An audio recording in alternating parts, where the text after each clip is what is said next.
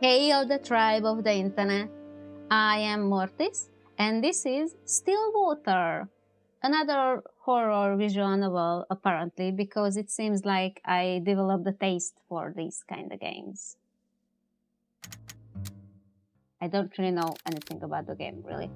Oh, I'm covering up a bit, but not too much. Let's say it's gonna be good like this. It's the caretaker, by the way. You can't see the beginning of it, but it says caretaker. I'm sorry, but I can't stay here anymore, Nina. I feel like I'm going crazy. Calm down, if we can just talk it out. So many strange things keep happening, one after another. You can't see Nina's name. Every day there is this damn dripping sound. I thought it was just something leaking at first, but I check every faucet, I don't know, every ceiling, everything, and still I hear it everywhere, constantly echoing in my ears. Nina. Oh, you can see Nina's name. Good. Please, listen to me. Oh, but the water, the damn water. Water? Yes, it's everywhere. Pools of it are all over the house, and every time I'm trying to mop it all up, another will appear. Another will happen. Yes, another pool of water will happen. There is no end to it. Oh, but it's at night. It's at night when it comes. What are you talking about? I hear someone or something walking along the hallways at night. Maybe it's just my grandfather. No, Nina, it's not him. I thought it was, but it's not. But I've seen it, that thing. I only glimpsed at it once, but I'm more than certain that thing was not your grandfather. Ever since that night, I will lock my door and pray it would walk past my door. My room, I'm sorry. I don't know what's going on, but I swear it just keeps walking, always walking on pools of water. I mean, as long as whatever it is, just walking, is it really a problem? I mean, like, you're walking as well.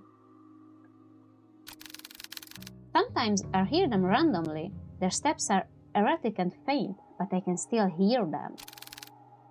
Just this steady pace up and down the hall. But I think recently it's no longer like that. What do you mean?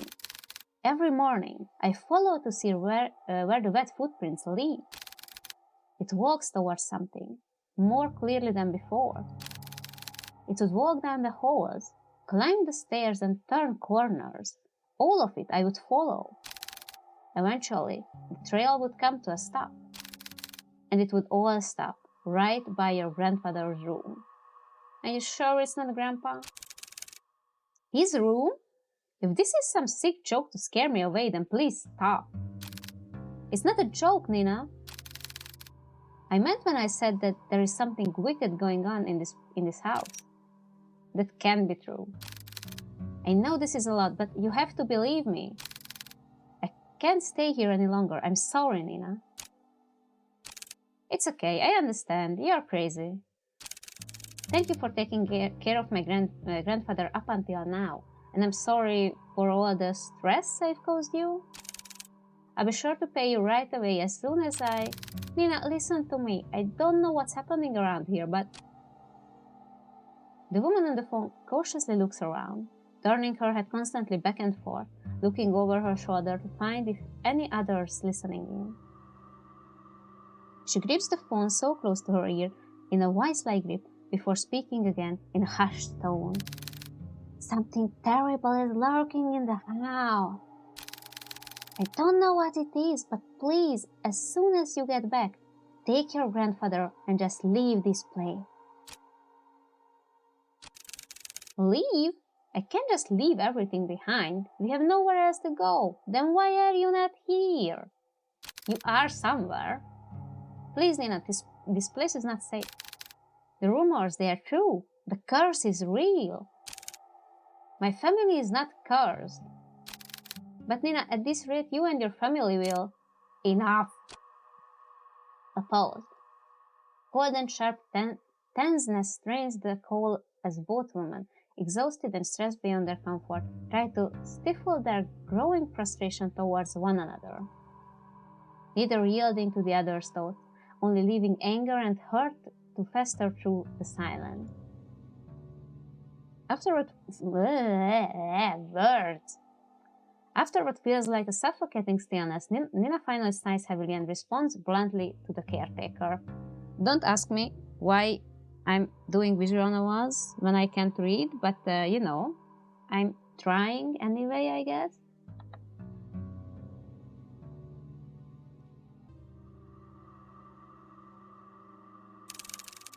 Look, I don't know what you heard or saw, but I can't just leave things like this. Oh, sorry. Go back. Whatever they are, they will answer to me. I won't let them have their way. Who? Do you know who are you talking about? You know who Waterman is?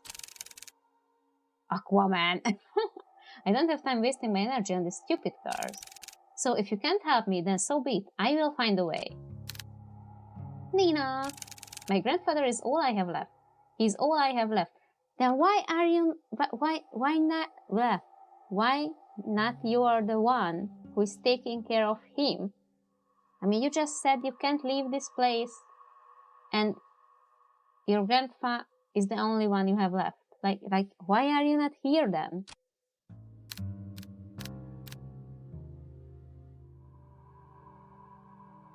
Okay, creepy shit. This is Grandpa, because if this is Grandpa, I want to age like him. Like, what the hell?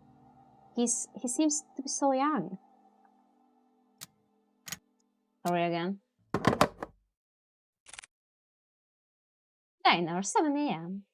That's very early. That's very early for my liking. Amid a foggy morning, there sits a man by the corner of a booth.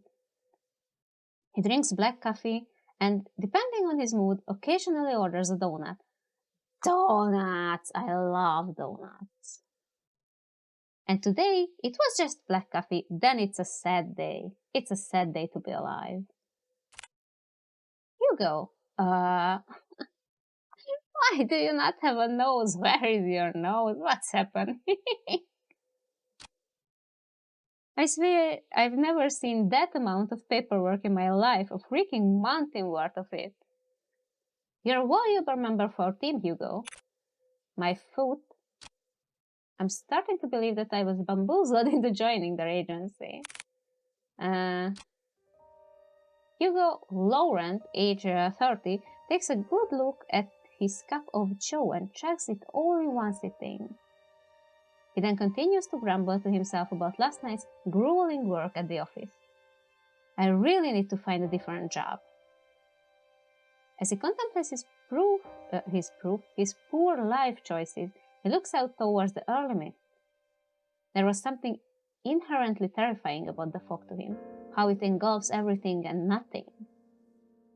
Even if it disappears, it always leaves behind traces.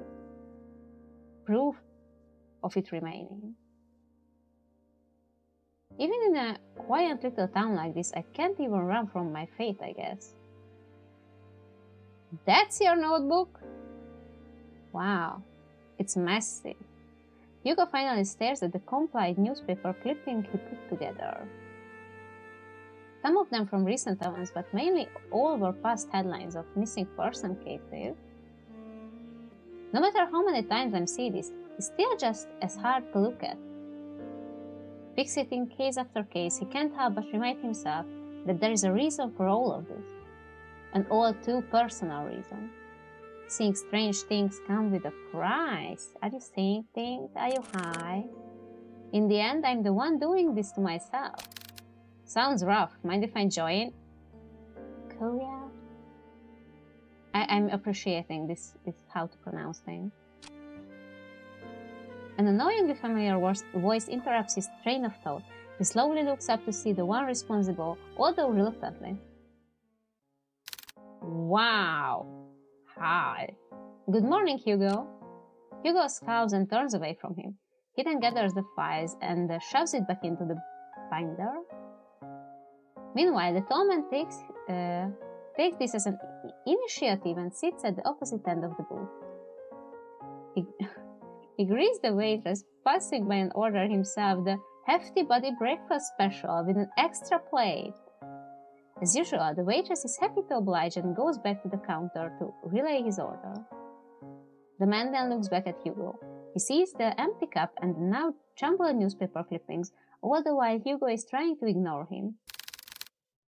You really should eat something with that black coffee. Yeah, like a donut.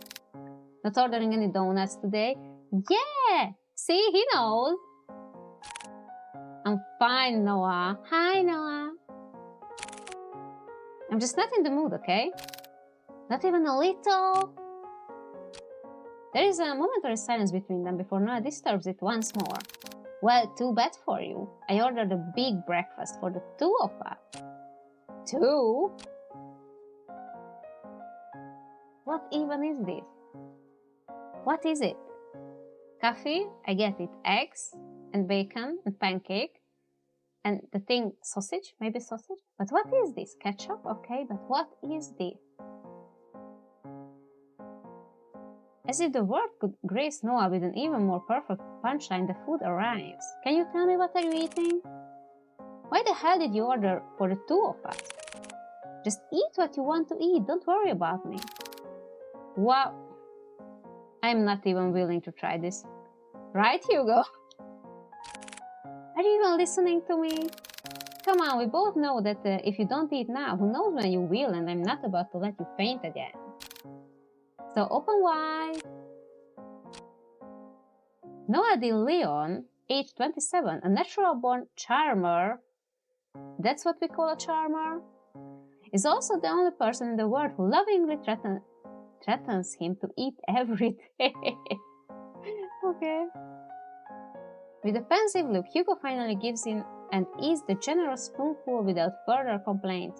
But what it is? I want to know what are we eating? It's good. Right, good food will always help cheer you up. Damn him, I got swept away again. Oh, by the way, the chief will be out for business trip. She mentioned it will be for a couple of days. When did she tell you this? I didn't hear anything about it. Yesterday, I think? Yesterday? She told me to sort out the cabinets yesterday. She didn't mention anything about a business trip. I guess it was a pretty sudden one. Well, I mean, she did tell me to tell you. And lucky me, I know where you go every morning. You know what? I'm not surprised anymore. Well, what do you want to do? We technically have the day off. I'm gonna head back to the office. There's a couple of boxes I didn't get a chance to sort out. In that case, I will come with you. Why? You could just rest for the day and pass up this opportunity to get to know you better. I'm not going to do this. You can, in your head. Just say Kuya in your head. I'm not. Quit it. After the enlightening banter, the two of them finish their breakfast, pay for their meals, and head to Hugo's car. As Noah opens the door to the passenger seat, he notices a bloodhound sleeping inside. We have a dog? Gotcha! Hi! Hi, baby! The big dog stares at the sound of the car opening and lazily stares at Noah. Stares with what? You don't have eyes, baby. Leave those big eyebrows. I'm sorry, big guy. He then closes the door while trying not to make too much noise to disturb its occupant. Colby.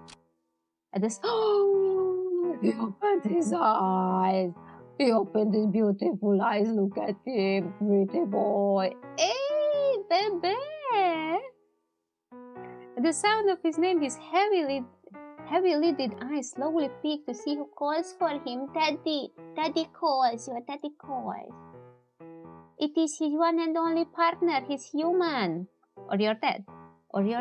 Okay, my pets are my child. So, there you go. He is your daddy. As if finally realizing who he is or where he is, the old bloodhound stirs up from his sleep, pounces at Hugo, and proceeds to wag his tail uncontrollably. Baby! Good morning again, Colby. Had a nice nap? 8 years old. 1 year older than my dog. Hugo's most faithful and loving partner in crime has the biggest tendency to just sleep all over the place. Yeah, my dog does that as well. He has only 2 states, on and off. But when he is off, he is just laying around, not doing anything, either sleeping or just chilling. And when he is on, he is a tornado. Noah, who is witnessing all of this from the backseat, chuckles to himself. He is amazed and slightly defeated at Hugo's sudden surge of energy. Ha! It doesn't matter how many times I try. When it comes to boosting up his mood, no one can beat Goldie. That's right. 7:50, agency. The three head back to the office. The space is just the same as Hugo left it. You think it's gonna be a one-day adventure? That's why we are keeping track of the time? Like the whole story is just one day? A decent organized mess. I don't see the mess. To his credit, for the amount of boxes he painstakingly went through, he believes he did a fair job. Albeit it could have been better. Wow, you really outdid yourself, Hugo. It looks less crowded? Ah, shut it, will you? I said I was gonna get to it. Hey, baby. Thank you. Before Hugo could continue to give deserved head pats, he notices someone. We can't pet the dog. Who is intruding on us? Who stopping us from petting the dog? We're gonna... Oh, a woman. I wanted to say we have to punch him, but it's a woman. We are not hitting women here, or children. A woman stands timidly peering outside from the storefront. She looks a bit frantic and even more restless with her disheveled and ill-fitted clothes, drawing words, emphasis, I don't know, to her already too visible petite frame. The woman tries to grasp the door handle several times, but stops before she could touch it. Her brows furrow, agitated and distressed about something. So much to the point it is preventing her from just simply reaching out for help. However, when she finally makes eye contact with Hugo, she immediately rushes in. Wow, you look messy. I'm sorry.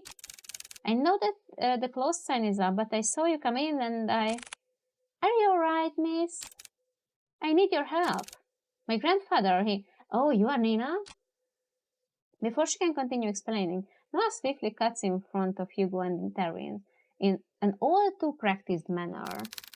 It's okay, miss. We'll hear what you have to say. So please, why don't you sit right over there? No, gestures, yeah, to one of the empty seats at the other side of the office. The poor woman hesitates for a moment. She clutches desperately to the strap of her purse, her eyes focusing apprehensively on them and at the gestured seat. After mulling over Noah's offer, she quickly glances back and nods. The woman then walks towards the corner of the room and sits at the edge of the sofa. Her posture is weary and tense, giving no sign of comfort for even this brief moment of peace. Can you start off by telling us your name? I apologize for earlier. I'm usually a bit more composed than this, but I guess I'm failing at that too. My name is Nina Mortimer. Hi, Nina. Ah, hello, Miss Nina. My name is Noah de Leon. I'm one of the assistants here. That big guy next to you is our other lovely assistant, Colby. Bebe. And the one brooding over here is private investigator Hugo Lauren. I'm not brooding, I'm just tired. From what? Oh, because you woke up early. Yeah, I get that. Yeah, I don't like that either. And our chief is away on business, but I think we can still accommodate you. So how can we help, Miss Nina? For just a moment, Nina appeared a bit more relaxed, more hopeful, maybe even relieved from this warm welcome. However, she once again tenses up. The guilt and shame comes rushing back to her, visible by the creases of her brow and as she once again realizes why she is here. I need help watching over my grandfather tonight. What? Tonight? Yeah, I know this is a strange request, but my hands are tied on it. It has to be tonight. I'm sorry, Miss Nina, but I don't quite understand. Is your grandfather in any danger? I think someone is trying to take him away. Take him? Miss Nina, I think you should contact the police right away. They are far more equipped at handling this kind of situation. No, they are not. Oh my god. I've tried requesting their help, but they've given me the same answer verbatim for weeks now. They would send someone out to watch over the manor for the entire day. But by the end of their routine, they would always report back nothing unusual. They saw no one else leaving or arriving at the house other than me or the caretaker. And despite telling them all in detail about the letters and all the strange things that's been happening, have you receiving letters? There is nothing they can do about it, but just sit around until it escalates even more. I can't wait any longer. Any more than this, then it will all be too late. If only I knew who Louis was. Louis? Yolette said a gasp. Her hands shot out to cover her mouth, realizing she had said too much so carelessly. I mean, I never understood this. You are going to either to the cops or you are going to a private detective, and you are like, oh, I shouldn't have told it. I mean, what do you want from them? How would they be able to help you if you are not giving them all the information they need? She tries to avert their gaze, but Hugo stares persistently at her. Christina, who is Louis? Are they the one causing all of this? Once more she contemplates, her brows knit closely together as she bites her lips nervously. It's as if the words she wanted to say have suddenly died out, too heavy to even utter. A mistake she can't take back. Before the silence stretches further, Noah speaks to Nina with a gentle and reassuring tone. Miss Nina, I know it's scary. All of the things you've mentioned to us so far, no one should ever have experienced. Especially by themselves. And I assure you, we will listen to all of it. I promise. Wide and manic eyes search deeply at them, trying desperately to discern any doubt or mistrust on their faces. However, all she sees are people who are willing to give their time to simply listen to her, to actually help her. From this alone, Nina looks to the side where her purse is and opens it. Tucked inside one of the pockets, she takes out a single, slightly crumpled envelope with a pigmented red wax seal pressed in the middle. At a glance, Hugo can tell right away that this letter appears to be a bit more worn out and antique. And yet, despite its delicate form, it remains well preserved, well kept. It's as if the letter itself was untouched by time forever waiting to be opened. By time forever waiting to be opened, yes. Grandfather has been receiving cryptic letters for the past month now. The letters didn't come with an address or the name of the sender, but this one is different from the rest. This had the name Louis on it. As she hands over the letter, Hugo notices her hand slightly shaking. Nina is still avoiding his gaze, but he knows she is trying in earnest. But before he could reach out his hand, he senses it. A faint shift in the room, unnoticeable to the others, but all too glaringly clear to him. There is something very wrong with this letter. Suddenly, Hugo recoils his hand away in pain. Like being struck with something sharp, so spontaneously, so memorable, that even if the pain disappears within seconds, a hint of it remains. Something so small akin to a prick from a rose's thorn, or more like a paper cut. Are you all right? I'm sorry, I didn't mean to hurt you. No, I'm fine, Miss Mortimer. It's not your fault. It's not your fault. Hugo stares squarely at the cut. A thin red line starts to form slowly by the top of his index finger, trailing down and stopping just above the first crease. Paper cuts are the worst. A red so clearly visible is taunting. That doesn't look like a normal paper cut to me. Let me get you a band-aid. It's fine, Noah. I don't need one.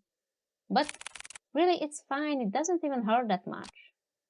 Nell takes one good look at him before sighing exasperatedly and sitting back down in his chair, still eyeing on Hugo's hand. Hugo shrugs and returns his attention back to the letter, but this time, luckily, nothing happens. For it to reach all the way out here with just a letter alone, it's truly terrifying. Carefully, he removes the content of the envelope and unfolds it. At first, it looks like any other normal written message. The person named Louis is asking the other, Henry, to come meet him by the lake at midnight, needing to share something important with him. However, what's eerily striking about this is not the letter itself.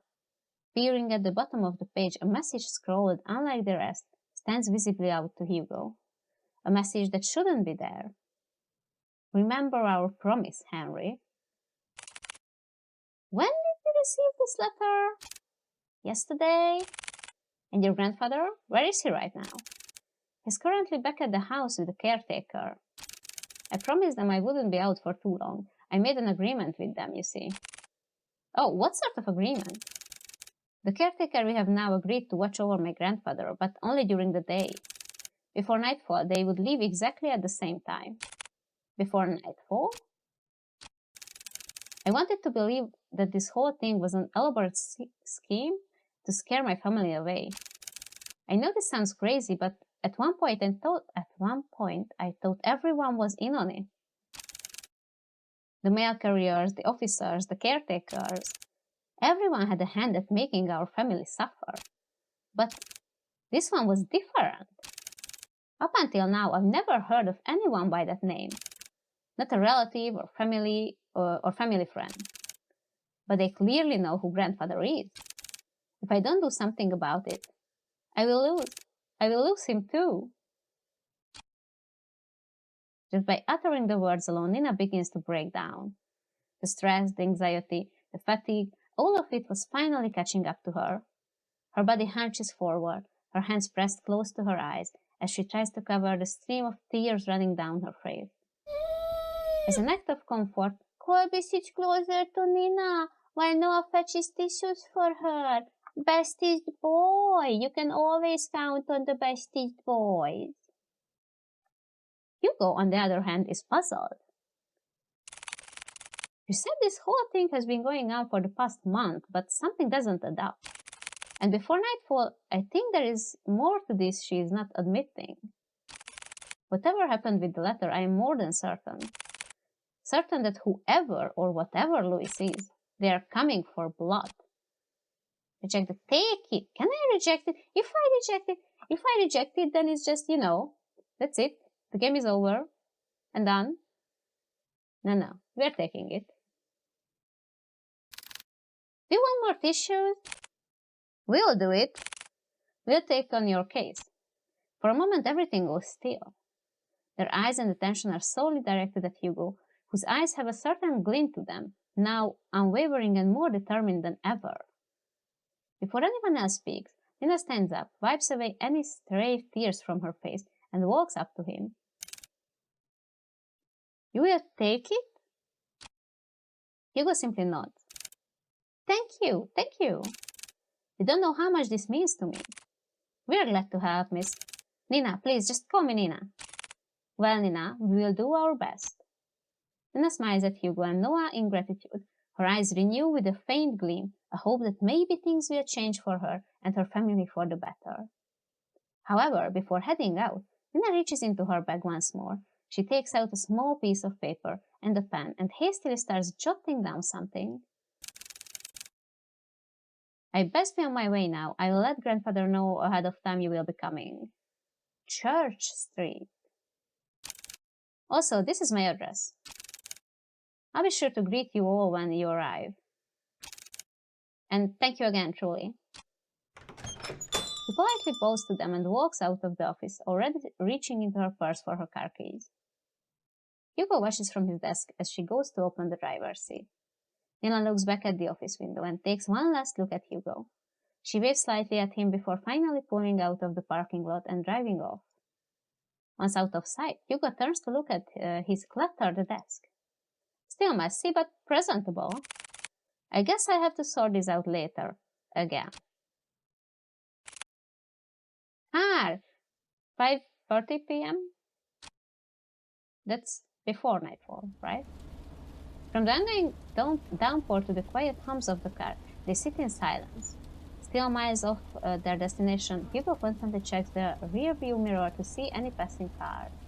But it was only them on the road. Noah, who usually checks his ear off by now, leans quietly against the car door as he looks out to the passing street lights, reserved and distant. He hasn't said a word to Hugo since they left the office. Hey, you're a lot quieter than usual. What's wrong? Ha, what a surprise. Have you been looking at me? No, you idiot. You usually just talk a lot, that's all. So, do you miss me talking? Just say it. Do you believe her story? What? Given all the things she's told us, you think she's telling the truth? Yeah, I believe her. Or at least I believe she hasn't lied to us. But you know, I can't shake this feeling that she's hiding something. Like if she left out certain details on purpose. Also, why did she have to travel this far out of town for a private eye? Surely there must have been another far closer to her home than ours. I just don't know how to explain it. As expected of you, Hugo. Are you making fun of me? No, not at all. I'm just admiring your observation. I didn't want to offend her earlier, so I kept quiet until she finished. But her last name caught me off guard. Have you heard about the Mortimers? They're a pretty distinguished family that owned an esteemed fishing company. Well, they used to, I believe. They have yet to name an heir. What do you mean? Shouldn't it naturally go to Nina? It should, but I don't know. From what I heard, each time they try to name a successor, that relative mysteriously disappears. Gone without a trace, or so anyone thought. Their bodies would soon turn up months after. Drowned? In the lake? And you know what's strange? All of them have been labeled as accidents by local news. No foul play, just another unfortunate loss for their family. They've been struck with so many tragedies that over time people began to believe they were cursed or something. Cold. I think I can understand why she wouldn't go to the police again. They most likely thought she was seeing things and went along with the procedures just to keep pace. But deep down, they must have thought she had gone mad. I can't imagine all of this for Nina. And most of all, who knows what we will find there? Is that what you decided to come with me? Yeah. Well, partially. I'm more worried about you, though. Me? Why?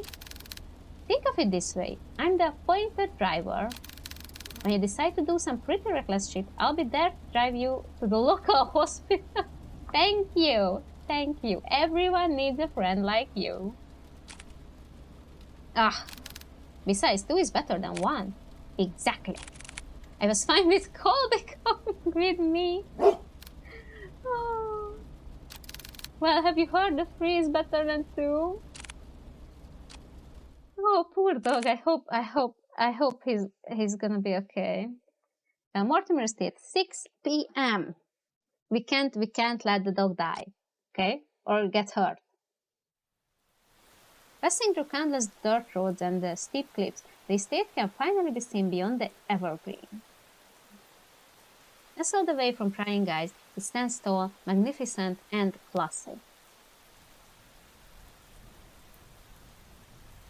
Truly a rarity only afforded to privilege. And yet, with all its opulence, it looms from a distance. Hugo and Noah could only gaze at the sheer scale of the manor. Its grand stature topples easily over the dozens of houses they drove past. Wow, look at the size of it! I could never imagine seeing a house like this in person. It's almost too surreal. Come on, she's waiting for us. Immediately after exiting the driver's seat, a sudden sharp pain weighs heavy on Hugo's chest. Grasping tightly at his coat, he begins to gasp for air. His vision hazes as he leans close to the car, trying desperately to ground himself. like a fish drawn out of the sea. He desperately heaves. The air in his lungs escaping too quickly burns as he feels his throat start to strain, drawing tighter the more he breathes. But this pain pales in comparison to a feeling far more excruciating. Is it in the house? Or is it the house? No, something far more sinister. He feels it. Someone is watching him. It's Aquaman. A piercing gaze fixed on him, like leering at a bug and waiting to strike. We'll be together soon, Henry.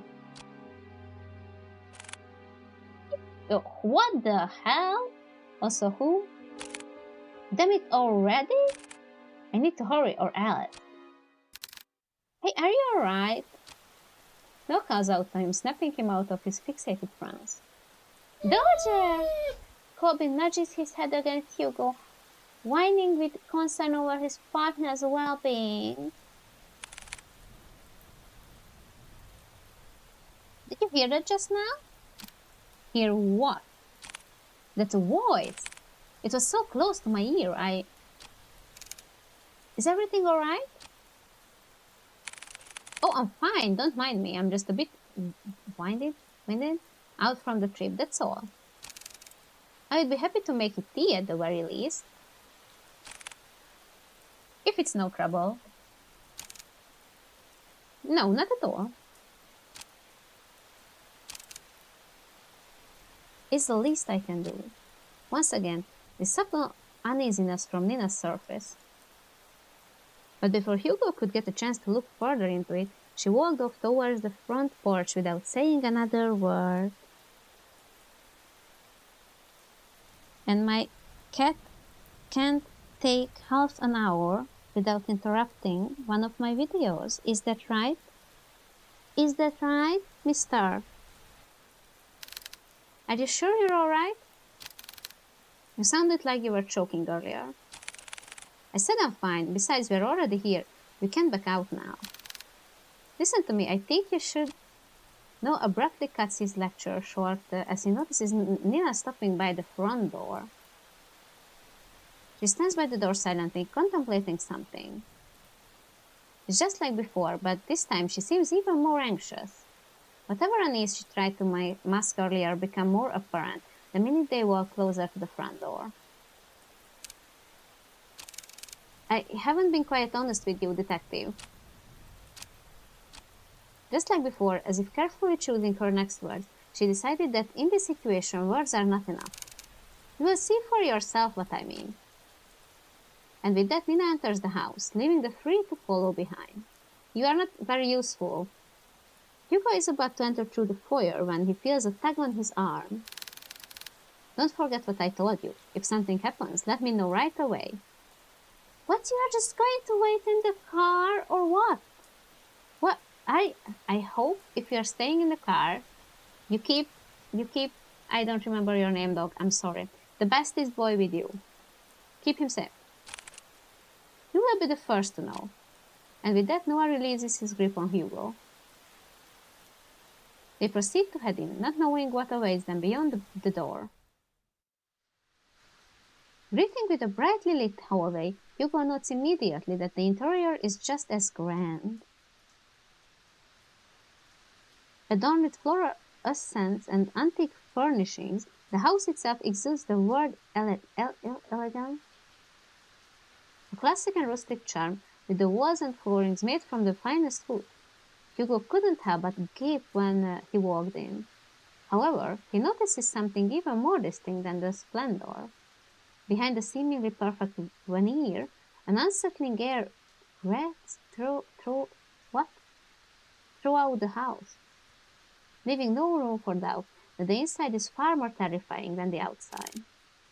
Please come this way, to my very young grandfather. Bracing themselves, they enter the dimly lit drawing room. What is a drawing room? At first glance, Hugo could not discern the silhouette situated at the far corner. Only the spare lighting from the window pierces through a fraction of the room's darkness. However, as they approach closer to the silhouette, Hugo now understands the reason for all of Nina's unsettling vagueness. Grandfather, we have guests.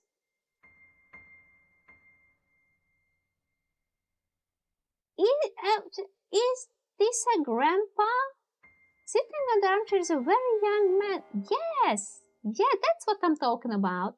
Not much older than Hugo or Noah. How is he grandpa? And why are his eyes, you know, like, let's say not normal? Like, I mean, green eyes, they are pretty, but why are they glowing? He is dressed modestly and shares none of the imposing presence of the manor.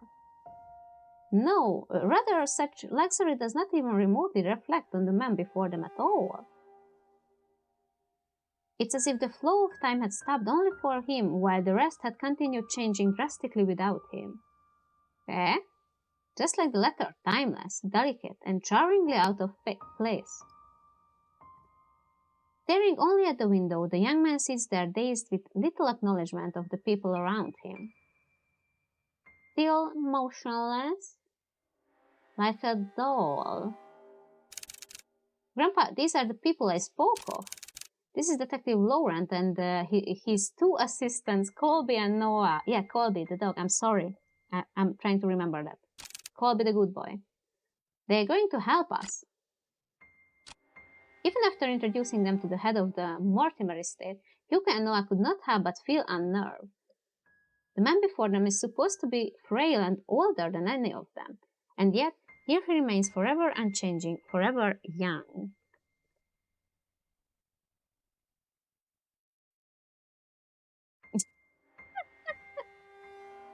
Sorry, my cat.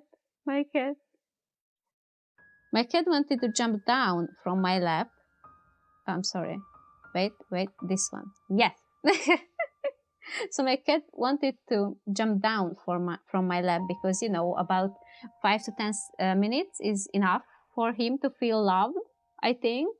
But as he was trying to jump down, he just looked down and kind of changed his mind. He was like, no, I would like to stay a little more, Mama.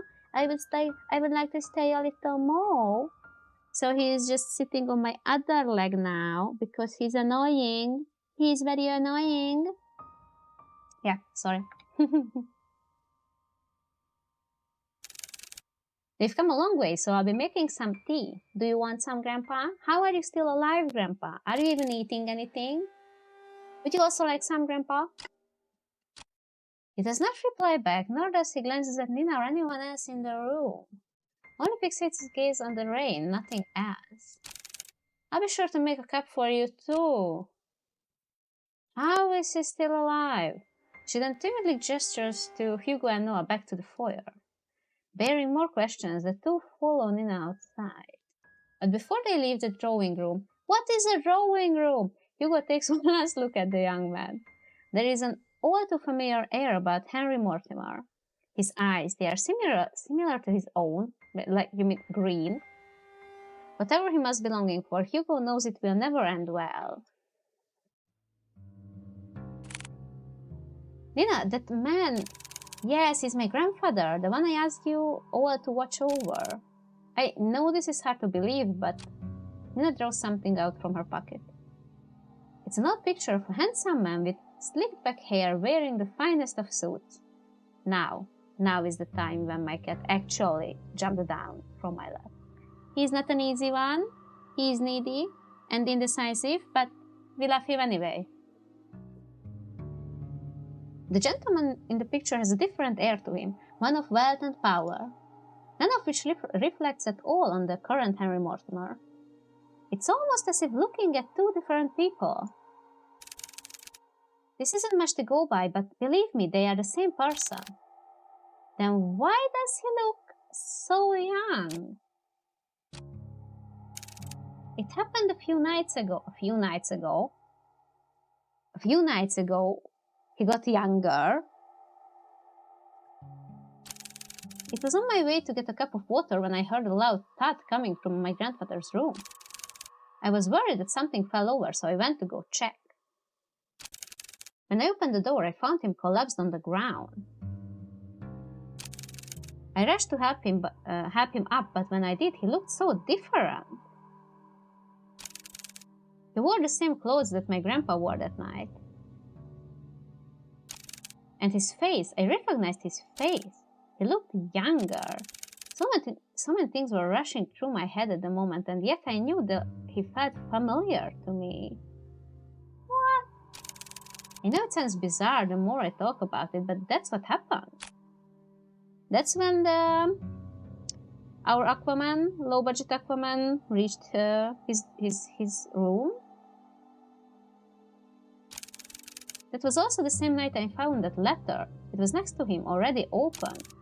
I'm sorry again for all of this. No matter who I went to, they either said something was wrong with me or my family. With everything going on, maybe they are right. The pools of water, the letters, Louis, and now this. I've been ignoring the signs for years and just blindly hoping things can get better if I try finding solutions on my own. So what were you doing? But that's not enough anymore. Maybe my family is really cursed. No, they're not. Curses aren't real. Detective? I think we easily get too involved in believing that sort of thing exists. In truth, the ones who fixate on it make it their reality. Rumors, doubts, lies, all of those things are what they want to become real. Deep-rooted emotions like that can't possibly be healed or fixed right away. But like a curse, those emotions drag other people down with them. Personally, I think you were caught up in all of this. But I assure you we will see this through. For you and Mr. Mortimer. Thank you. Good. Now our first priority is to find out more about Louis. Nina, the letter you showed us back at the agency, do you have it with you? Yes, it's here. Do you mind if I borrow it for a bit? I'll be sure to give it back.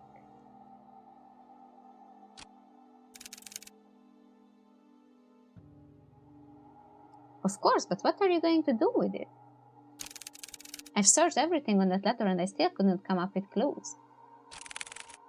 I'll be using it as a reference or a guide, if you will. I'm afraid I can't discuss too much of the process. Trade secret and all. Of course. Not at all that I have some, mystical, magical power in my green eyes. I'll check upstairs. Noah, you and Colby check the ground floor. Got it. Before they leave to do their own investigations, Hugo grabs a hold of Noah's shoulder. He leans in closely enough for Nina to not hear. Keep a close eye on Mr. Mortimer and Nina. Especially Nina. I don't want her to be dragged any more than she already is. So whatever happens, keep her safe. Hugo, you... Fine, but remember, yell for me, okay? I know. Thank you, Noah. I'm counting on you. You too, boy. Pepe. Keep safe. With a final nod at them, Hugo then goes towards the staircase and heads upstairs. Noah stares for a moment longer at Hugo's back before he disappears into the first floor. He then turns to look at Colby. Well, it's time we get to work. Right, Colby? Investigation starts! The objective is to look around the area for objects to proceed story, okay? Use the arrows or the arrow keys to move to a different area. Outlines will appear on a clickable object, okay? On the top right is the hint button. Click it will highlight an object you missed. Okay, we are going to cheat. Okay. Hi. Where were my outlines? I don't see my outlines. Oh, outline. Mr. Mortimer still sits motionless by the corner of the room, his gaze never leaving the ray. Okay. Oh, and it disappeared. Good. That's it? That's all? Okay. We are moving slowly. Why is the mirror covered? Oh, but this is all I can check? I thought we can turn around more, but fine. A delicate arrangement of violets and white roses. They seem to be fresh and fairly new. An old rotary dial telephone. It looks like it's still in good use. A large bookshelf stands close to the entranceway. It contains a couple of photo albums and a few phone books. I just realized I never even saved. I want to save. Thank you.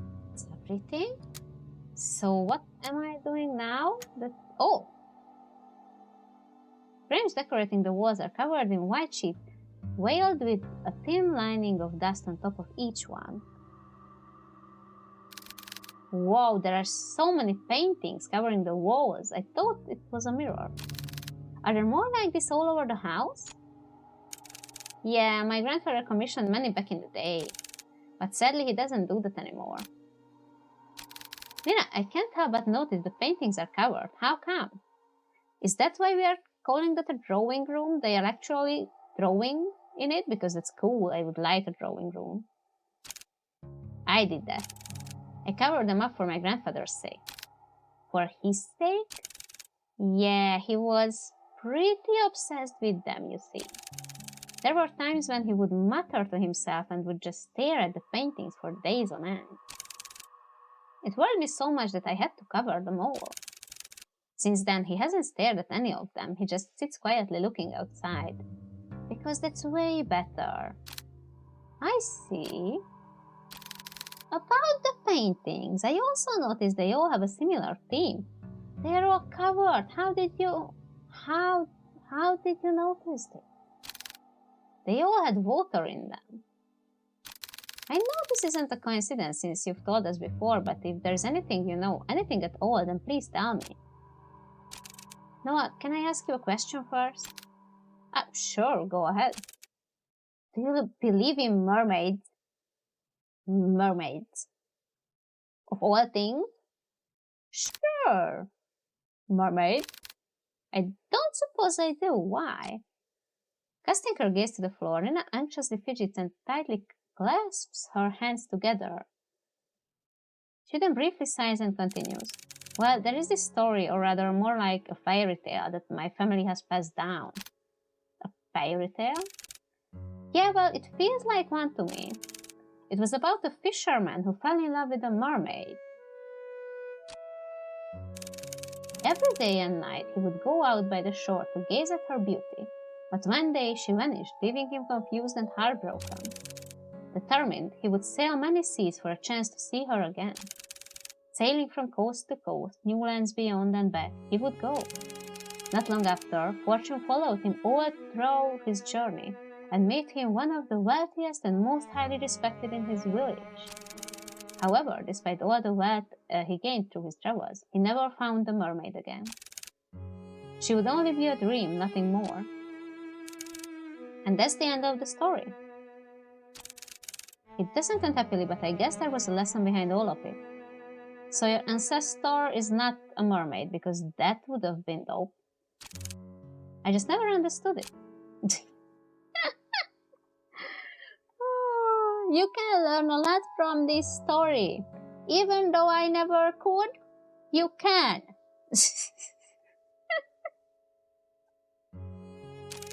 What do you think happened to the mermaid?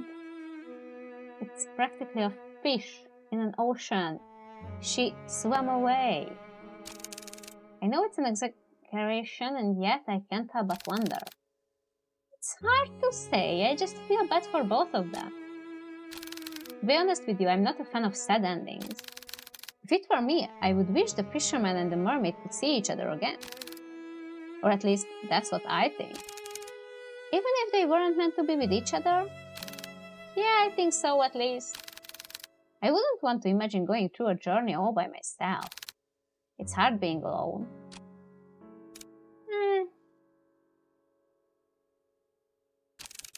A journey all by yourself.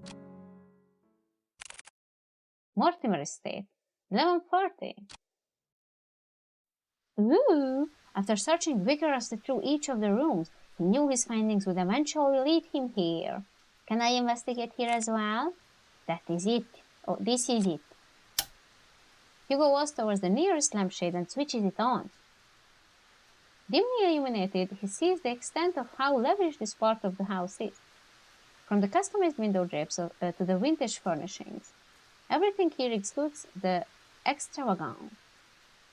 But much like the interior Hugo has seen so far, finds this one in particular reeks of it. Plastered from wall to wall, a gloom lingers, as if the room itself is moldering despite its preserved nature.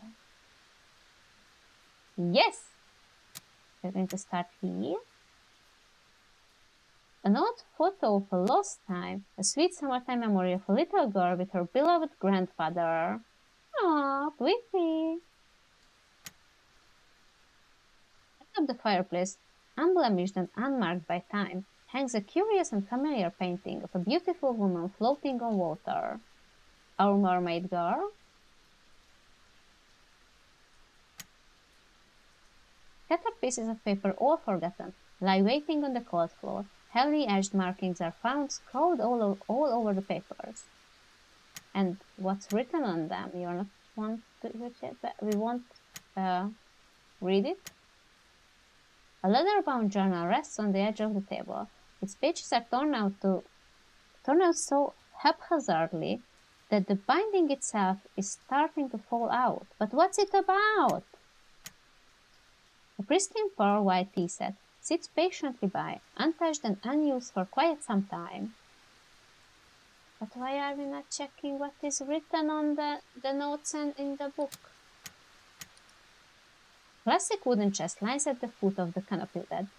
Its lock still firmly holds, safeguarding whatever is inside. That's it? Really?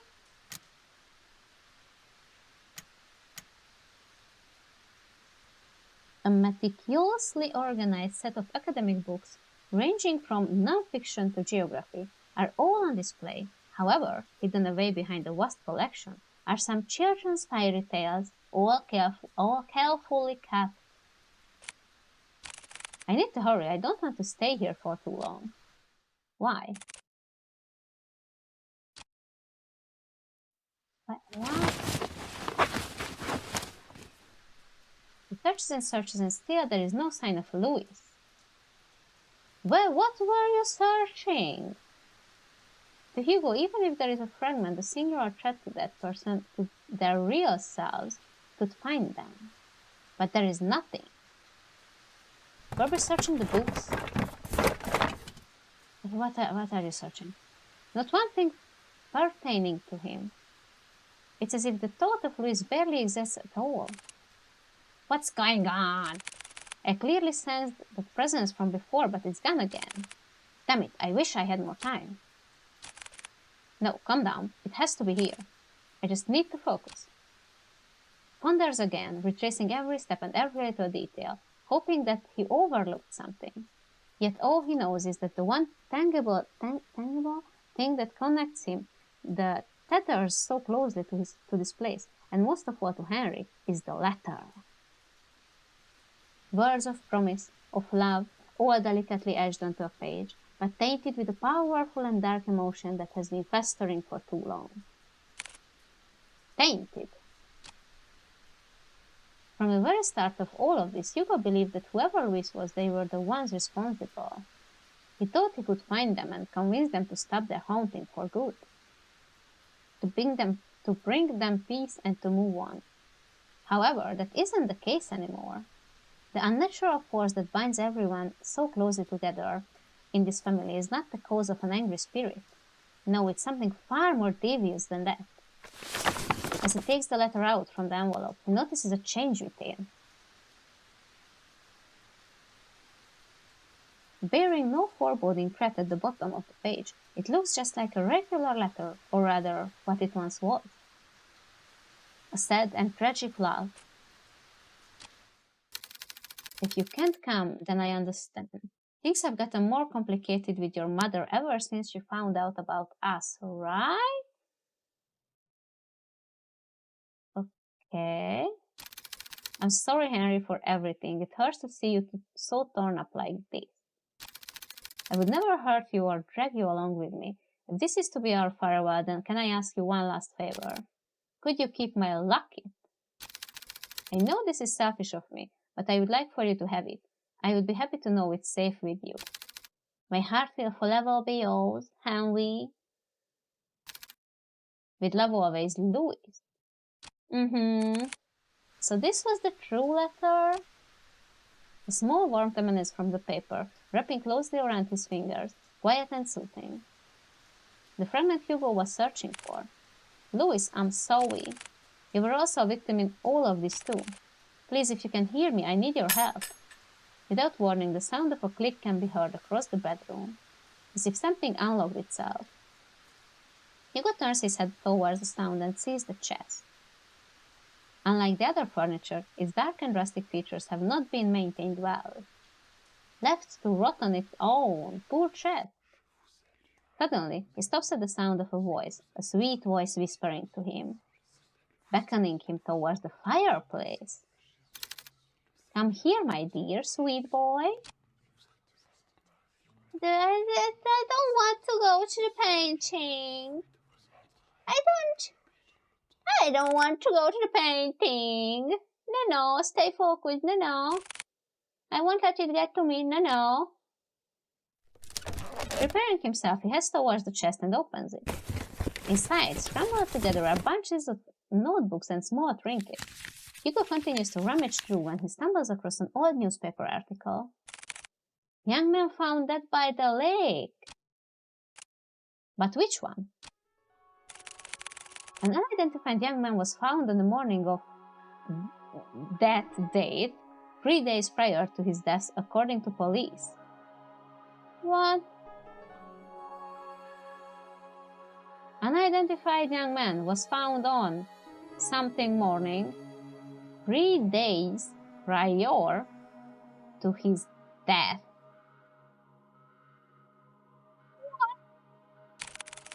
Ruled as a suicide, police have claimed that the troubled youth drowned himself. Okay, I figured someone drowned, that's fine. This certainly is a tragic loss, an unfortunate event indeed. Someone commented this. No claim of his body has been made yet. Louis? By the corner of Hugo's eye, he spots a bright glint buried beneath the clutter. He reaches for it. Aww! A locket of brilliant gold shines unblemished, retaining a timeless luster. Inside it safeguards a picture of a young man with glasses, smiling brightly. This must be the locket that he was talking about. It's so pretty. I'm surprised it still shines like this. And this picture, did he put this here? No, it might have been Henry. But why would he store it away like this? What should I do? Take it. I should probably hold on to this for now. We are going to show it to Henry. Take it to him, please. Yes, that's what I want to do, Louis. Yes. A gentle but distant plea echoes in Hugo's heart. A forgotten ache of yearning and regret grips him deeply. Feelings not of his own start to rise like small ripples on a pond, wanting to be found again and remembered. Don't worry, I'll bring it to him. Yes, I'll make sure of it. Yes! Hugo is about to put everything back into the chest when he feels a wet and cold sensation crawling up his leg. No, please, mermaid, no. Water. A pool of water relentlessly spreads across the floor, already seeping into the chest. Ugh. Damn it, no! Suddenly the lights shut off. A scream is heard, followed by a myriad of shouts. Hugo is about to call out to Noah, but stops at the sight of pale feet before him.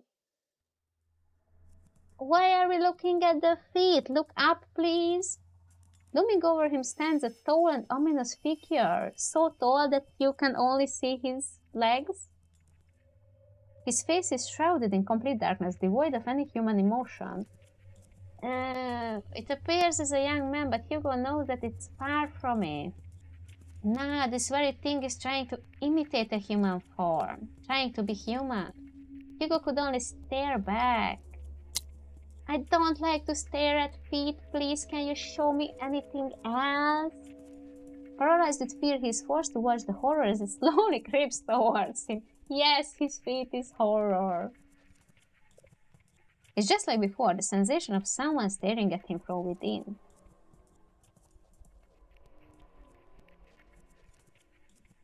I mean, why are we staring at his...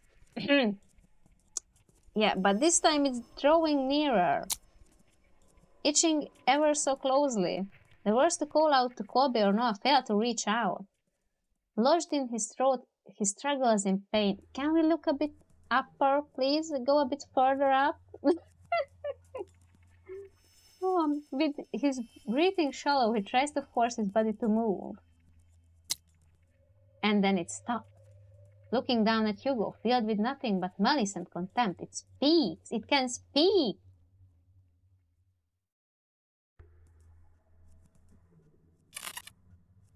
Don't get in my way. But who are you? Who are you?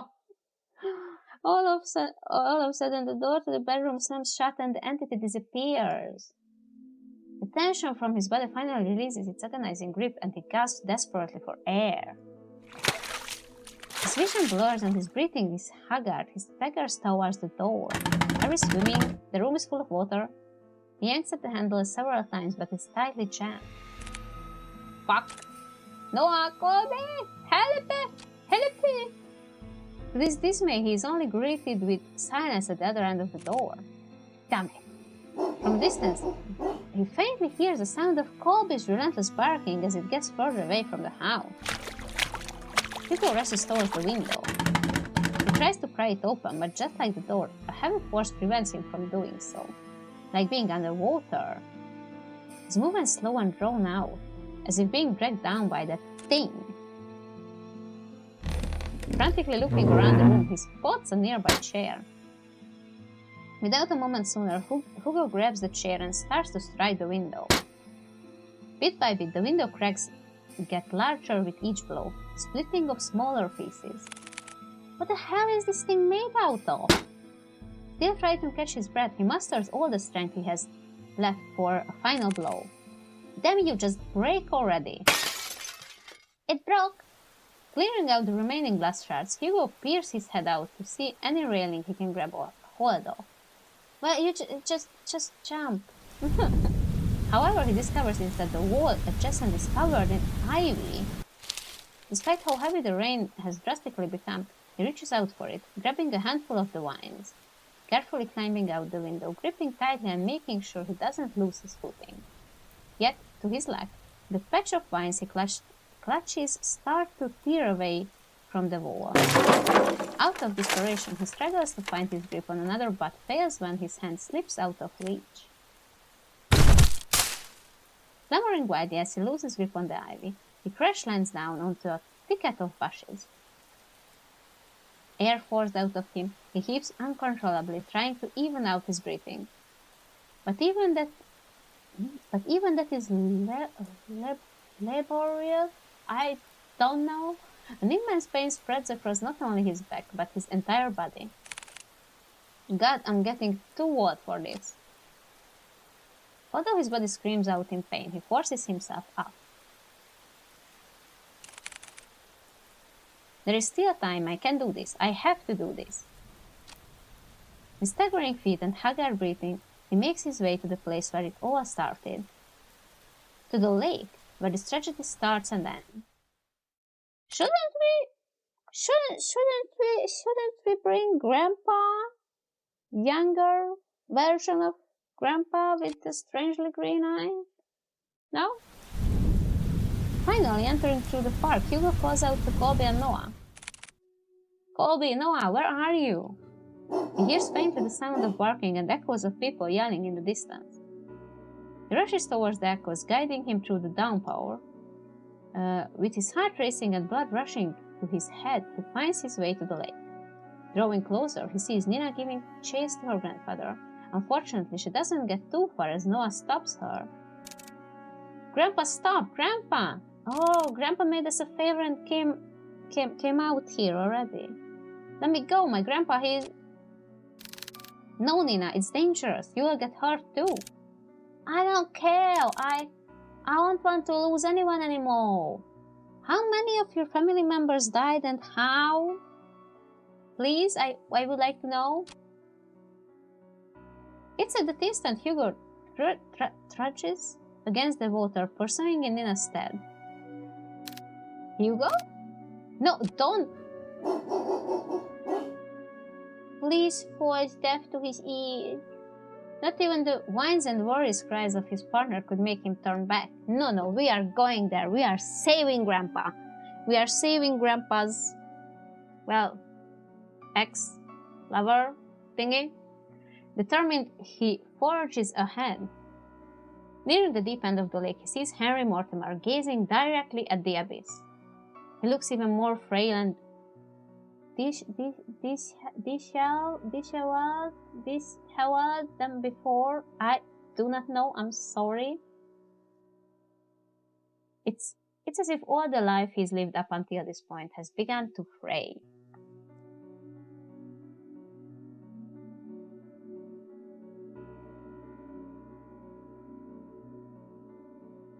Draining every ounce of himself and surrendering it all to the lake. Before Henry could lean in, Hugo reaches out and tugs at his arm. Mr. Mortimer, listen to me. Nothing is waiting for you down there, so please come back to the shore with me. Motionless and unresponsive, he stares deeply into the water. The haze over his eyes is still obscure and persistent.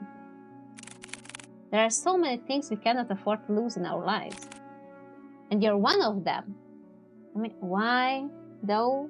Why? To Nina, you're all she has left. Well, she could start her own family, you know? I mean... She needs you, Mr. Mortimer.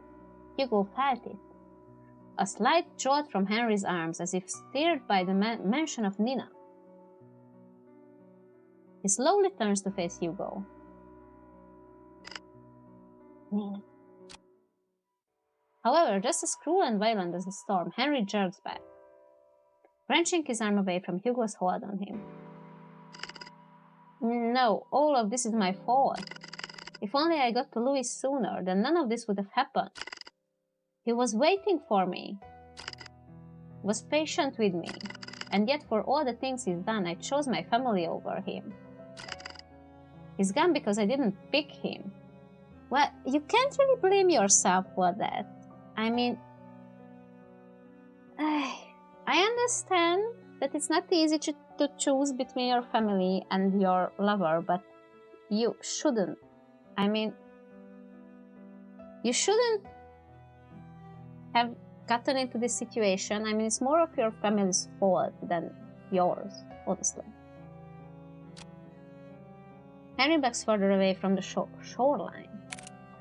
Mr. Mortimer, his manic eyes never straying away from Hugo as he keeps his distance from him. Louis, I'm sorry. I was the one who dragged you into this, but I don't think Louis committed suicide. He deserved so much more, and I wished... Henry struggles over his words. He clasps tightly to his shirt, his throat dry and taut from all that he has bottled up, from all those repressed and silent years of just waiting. Yeah, I mean, imagine, he has a granddaughter already. How old should you be if you weren't this young? Waiting for this curse to finally take him. Aww. I wished I had gone with you that night, Louis. To the lake to die or to run away? Sir, even if you still covered that wish, it wouldn't resolve anything. Not for you or Louis. I read what he wrote to you those years ago. What? I understood if you didn't want to come see him. But the thing is, Mr. Mortimer, Louis never thought anything less of you. He said so in his letters to you.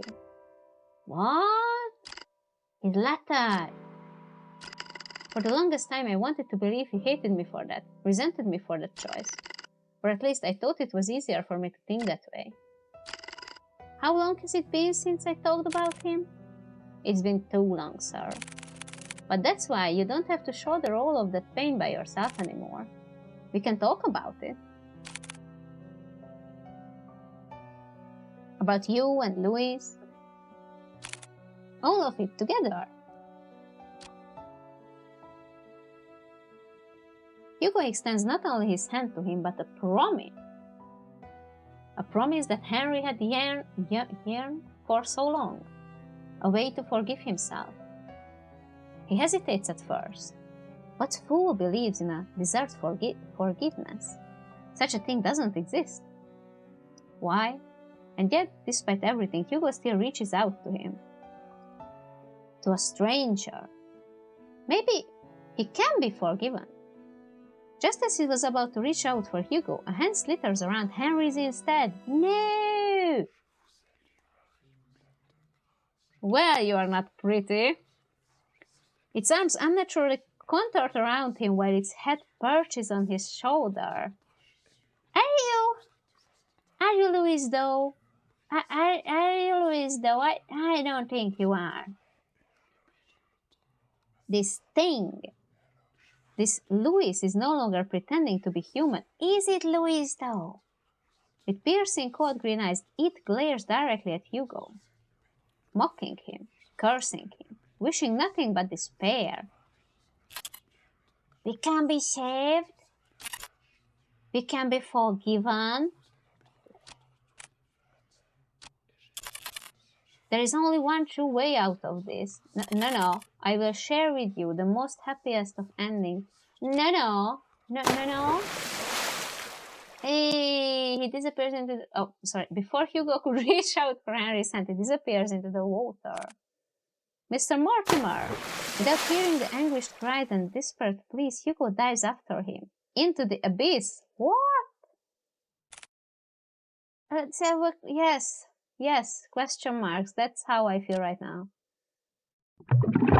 Plunging into icy water, Hugo feels shocks running rampant throughout his body, like spikes continuously piercing from his legs to the tips of his fingers, fiercely and unyielding. His chest tightens and his heart races as he begins to kick his legs, hoping whichever way he goes he will find his way to Henry.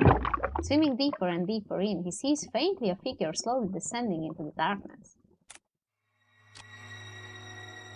As he finally gets closer to Henry, long snake-like arms stretch across the void and grab Hugo's neck, violently squeezing all the air out from him.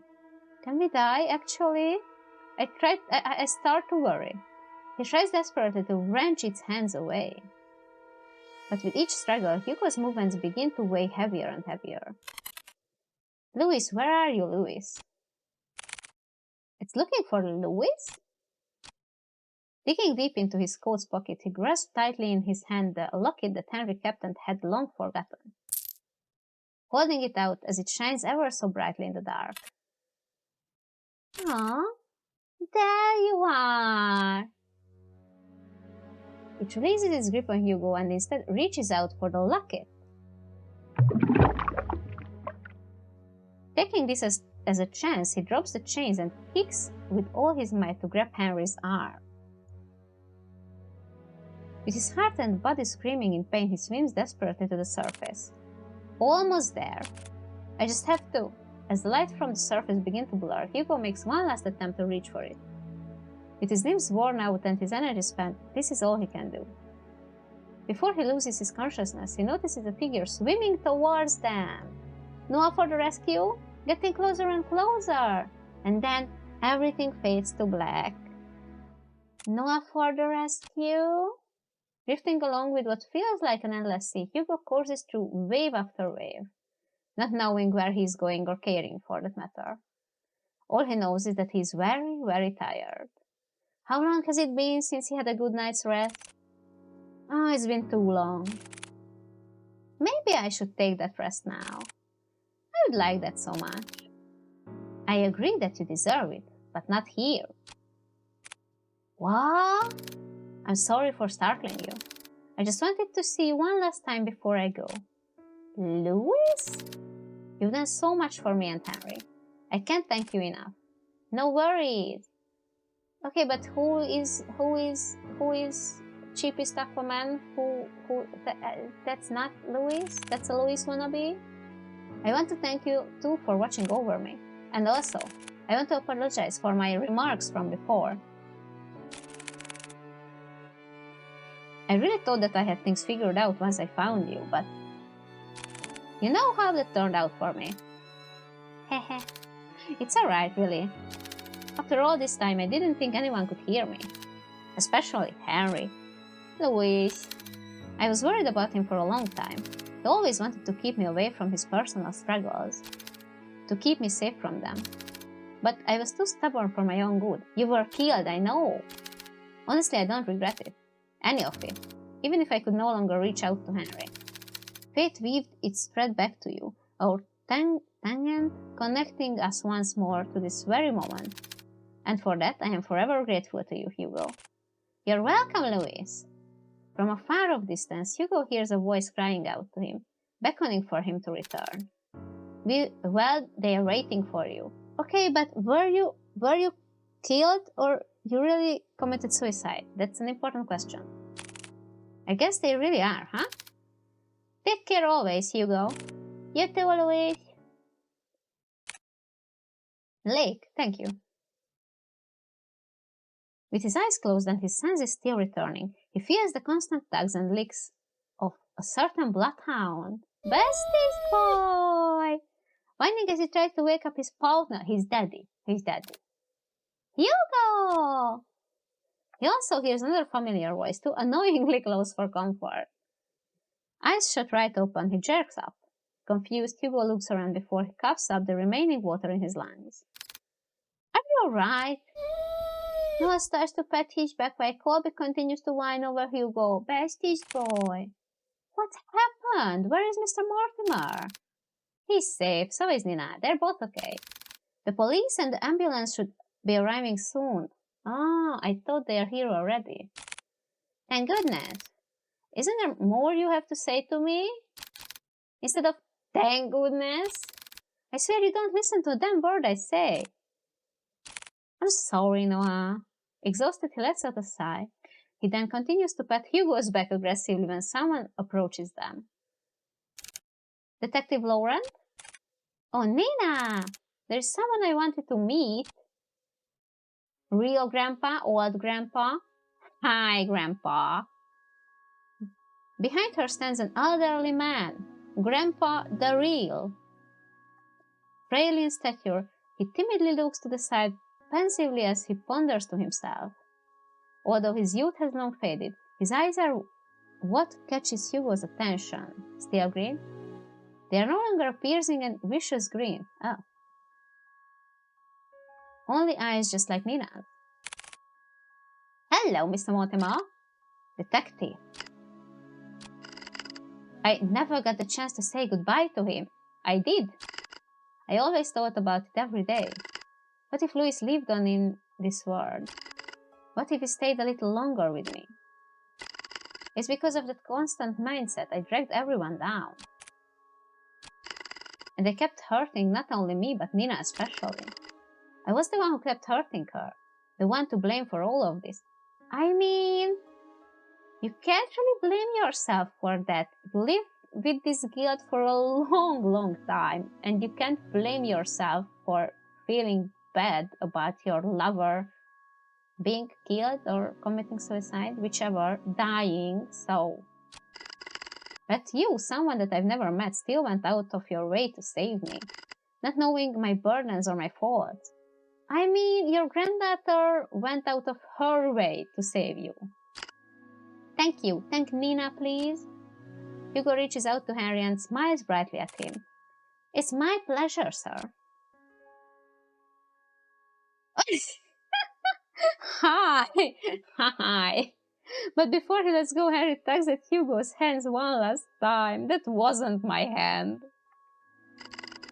I hope that someday you too will overcome it. Overcome what? Is it a sequel and I'm just not aware of it?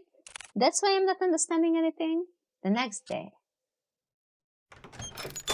Well, good morning, Hugo. You're bright and early. Morning. With much fervor and haste, Hugo resumes writing on his notepad. Although by closer inspection he looks like he's going to combust any minute. Are you writing up the report? Without looking up, Hugo responds back. Yeah, for the most part. You still need to write yours too. I will. But since I haven't had breakfast yet, and I don't like eating by myself... real, what is it? That's the thing that we are eating the same thing, but what is this? What is it? Let me guess. 2 is better than 1, and 3 is better than 2. Bingo! Wow, Hugo, you are really catching up. I'm so proud of you. Now shut it, will you? I swear, if only I hadn't fallen off from the goddamn window, maybe my report would have been shorter. Before Noah could begin to cut the bacon, he pauses at the mention of Hugo's report. Oh yeah, by the way, mind telling me what happened to the Mortimer's window? I broke it. We did. Well, that's obvious to me. What I don't understand is, why is it broken? Because I smashed it with a chair, violently. Do you know how much it costs to repair a window like that? I know, it was really dumb of me. I'm sorry. Besides, I told Mr. Mortimer about it before we left. Honestly, I was expecting an earful from him. And also the bill. And surprisingly enough, he said it was okay. Lucky us, right? So what, you just called it a day after all of that? Thank you so much, Mr. Mortimer. You broke it, you pay for it. Would you chill? Of course I will pay for it. But each time I kept insisting, he just shrugged it off. Said that we already went through a lot for them, so this was nothing in comparison. You know what? He's right. After all that we went through, we deserve at least a nap. Yeah, but before he could walk away, he stops and sees a familiar person walking towards the storefront. Nina? Carrying something with her. Nina? Hi! Good morning, you two. Just barely a foot... What? What was it? Just barely a foot through the door, a certain bloodhound stirs up from his resting spot and makes his way towards Nina, tail uncontrollably wagging.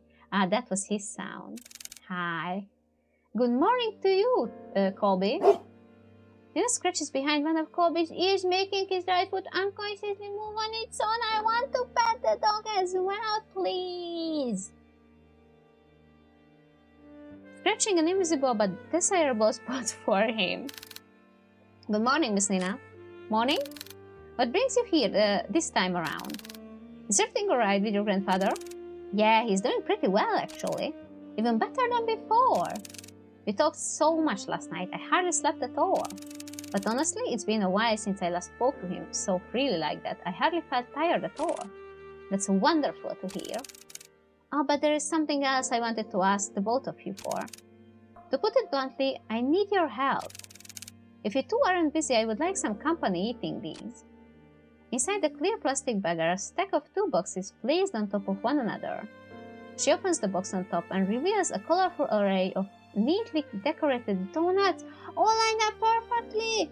Yes, yes, yes, please, donuts, yes. No cramped or squished spaces. Donut! A work of art in Hugo's eyes. Wow, so pretty! Donuts? Yes! They look so delicious. We're more than happy to eat these with you, Nina. Yeah, I want the donut. There he goes again with his donuts. But yes, please join us, Miss Nina. We were about to have our breakfast too. Weren't we? Always so brazen in front of others. You do make it exceptionally easy for me.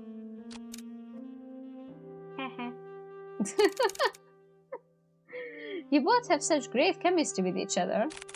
On second thought, I'm way too tired for this. I'm going to have to apologize in advance for this, Nina. But truthfully, I've been running on last night's coffee and I'm about to pass out any minute now. Ah, no worries. Honestly, I think a little break time sounds like what we all need right now. But we're eating the donuts, right? Thanks. Hugo puts down his pen and proceeds to head for the couch. Colby follows after him. Would you like to join us, Miss Nina? What? Where? On the couch? All 3 of us? Plus the bestest boy? What is happening?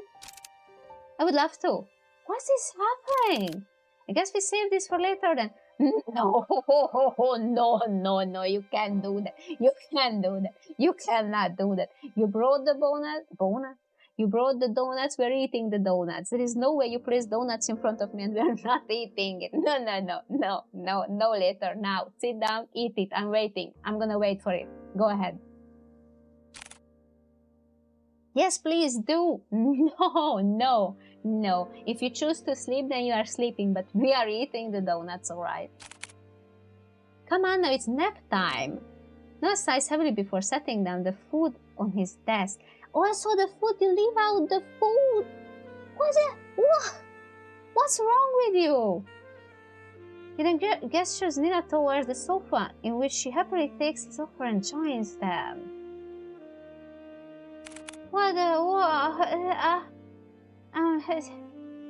I'm getting old. I don't understand what's going on, but it's very strange. I mean, you are old. Shut it. This is really nice. You don't have any other friend?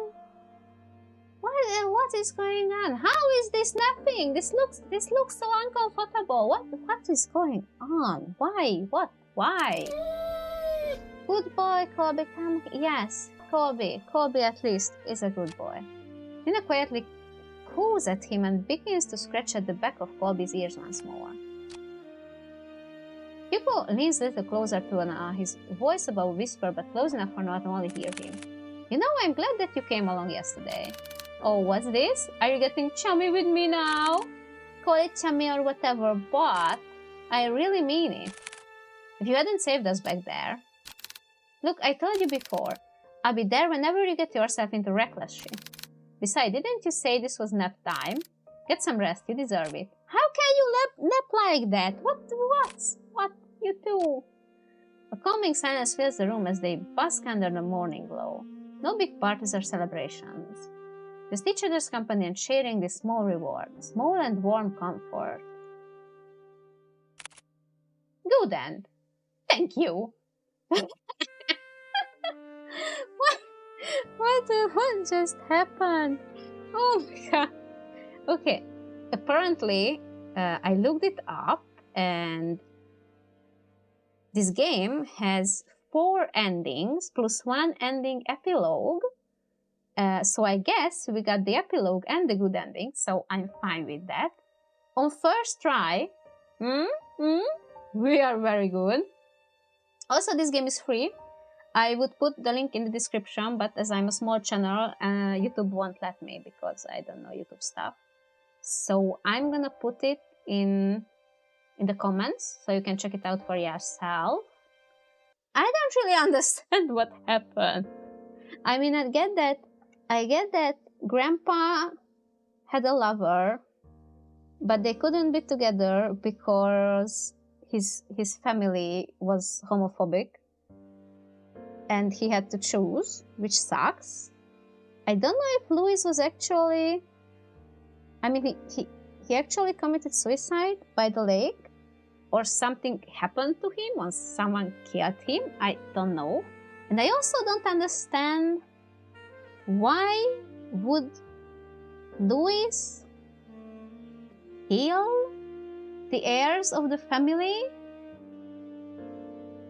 I don't really understand that part, but we only had 1 playthrough and it has 4 endings. Maybe if I would play it again, I could discover new clues or something.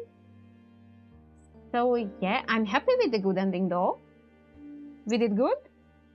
So if you know or you understand the story a bit better than me, feel free to share it in the comment. Also, I hope you like this game. It was entertaining, even though I didn't quite understand what was going on. Thank you all so much for watching this video, and no one likes outros, so bye bye!